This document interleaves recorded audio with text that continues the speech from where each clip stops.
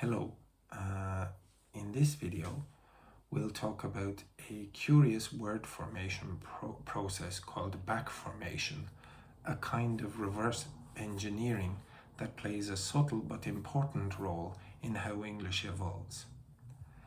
It's a process akin to affixation but with a twist. Instead of forming a new word by adding something to an existing word like a prefix or a suffix, backformation works by analogy with a root that never actually existed. That is, a new word is formed by removing what appears to be an affix, even though it may not be one at all.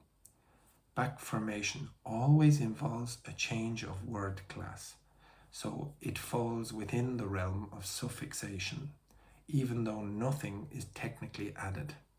And often it's not easy to recognize when this has happened. In fact, it sometimes takes a bit of historical and etymological detective work to confirm that backformation has occurred. Let's look at an example that catches a lot of people out. Take the word donation.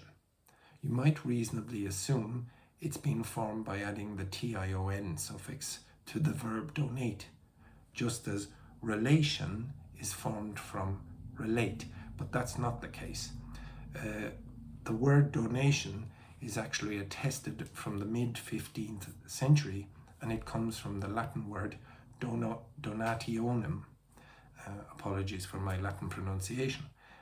The verb donate wasn't attested until 1819, and it was formed later by analogy. So here the verb came after the noun, not the other way round. English has hundreds of words formed in this way. For example, addict is back-derived from addiction by analogy with depict from depiction. Automate is back-derived from automation by analogy with decimate and decimation. Televise is back-derived from television by analogy with revise and revision. Sulk is back-derived from sulky by analogy with bulk and bulky. Some backformations, like enthuse, are especially interesting. This verb has no obvious derivational parallel, and it seems to have been formed on the assumption that there ought to be a verb as the root of enthusiasm. The verb enthuse first appeared around 1827, while the noun enthusiasm had been in use since at least the 16th century.